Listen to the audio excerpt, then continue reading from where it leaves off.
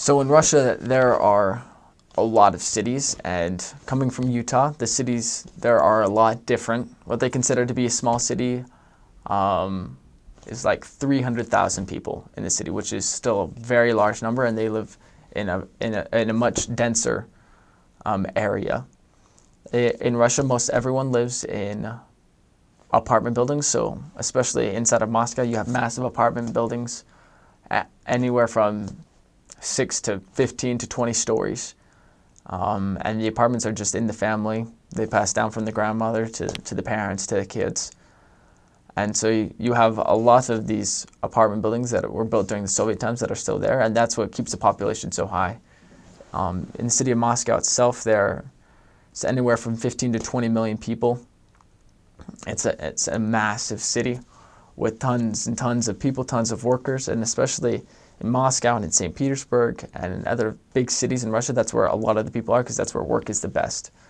And so I spent time in Moscow. It's a beautiful city with tons of rich history and tons of beautiful buildings. I also spent time in another city outside of Moscow.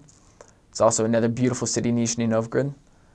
And there's also tons of people there, beautiful city, and also Ramenskoye, which is a suburb outside of Moscow.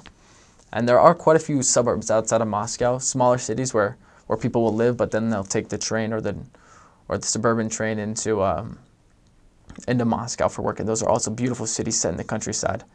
There's a lot of land in Russia, so there's a lot of beautiful places, and tons of Russians have a dacha is what it's called. It's a little summer home where they'll spend time tending to a garden. They'll spend time with their family somewhere outside of the city so they can get out of the city, especially during those summer months when the temperatures rise and it's not actually freezing cold for the first time.